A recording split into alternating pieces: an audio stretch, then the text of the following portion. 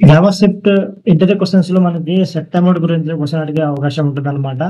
Set time out అంటే used to delay code execution by specified time. అంటే మనం ఒక స్పెసిఫైడ్ టైమ్ ఇన్ని సెకండ్స్ వరకు మనకి ఈ ఎగ్జిక్యూట్ అవ్వాలి, డిలే అవ్వాలి ఈ యొక్క ప్రోగ్రామ్, ఈ యొక్క కండిషన్ అని చెప్పేసి మనం ఎప్పుడైతే అనుకుంటామో అలాంటి సిట్యుయేషన్‌లో అలాంటి రిక్వైర్మెంట్ అప్పుడు మనము సెట్ టైమ్ ఔట్ అని చెప్పేసి ఈ యొక్క ఇన్‌బిల్ట్ జావాస్క్రిప్ట్ మెథడ్ అనమాట ఇది. Inbuilt JavaScript method. దీన్ని మనం యూజ్ చేస్తాము ఎక్కువగా మనం ఏపీఐ కాలింగ్‌లో గానివ్వండి, కొన్ని యానిమేషన్స్‌లో గానివ్వండి, నోటిఫికేషన్స్‌లో గానివ్వండి, ఇలాంటి విషయాల్లో మనం సెట్ టైమ్ ఔట్‌ని వాడతాం అన్నమాట. అంటే ఒక స్పెసిఫైడ్ టైమ్ ఇస్తాం మనం. అది మిల్లీ సెకండ్స్‌లో ఇవ్వాలన్నమాట. 2000 అని చెప్పేసి నేను ఇక్కడ ఇచ్చాను మిల్లీ సెకండ్స్. మిల్లీ సెకండ్స్‌లో ఇస్తాం మనము. అలా మిల్లీ సెకండ్‌లో ఇచ్చిన తర్వాత ఆ యొక్క టైమ్‌ను అది డిలే చేసుకొని ఆ తర్వాత అది ఎగ్జిక్యూట్ అవ్వడం జరుగుతుందన్నమాట. ఏదైతే సెట్ టైమ్ ఔట్ ఫంక్షన్‌లో మనం ఇచ్చేసామో ఆ యొక్క ప్రోగ్రామ్ ఎడ్యుకేషన్ మాట.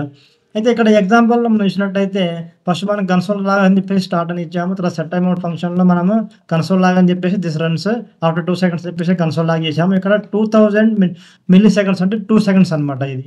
ఆ తర్వాత కన్సోల్ లాగ్‌లో మనం ఎండ్ అని చెప్పేసి ఇక్కడ 3 కన్సోల్ లాగ్‌లు ఉన్నాయి మనకి. 3 కన్సోల్ లాగ్‌లో మనకి ఇచ్చేసి మనం దీన్ని రన్ చేస్తే దీన్ని రన్ చేసినప్పుడు మనకి ఏమొస్తదని చెప్పి చూసినట్టయితే మనకి ఫస్ట్ స్టార్ట్ అని చెప్పేసి వచ్చింది. ప్రింట్ అయింది. తర్వాత ఎండ్ ప్రింట్ అయింది. తర్వాత మనకి దిస్ రన్స్ ఆఫ్టర్ 2 సెకండ్స్ అని చెప్పేసి థర్డ్‌ది 2 సెకండ్స్ డిలే తర్వాత ఇది మనకి ఎగ్జిక్యూట్ అయింది. అంటే ప్రింట్ అయిందనమాట. అంటే సెట్ టైమ్ ఔట్ అనేది 2 సెకండ్స్ మనం ఇచ్చాం కాబట్టి 2 సెకండ్స్ డిలేతో ఇది మనకి ఎగ్జిక్యూట్ అవ్వడం జరుగుతుంది. ఇది మనము సెట్ టైమ్ ఔట్ ఫంక్షన్ గురించనమాట.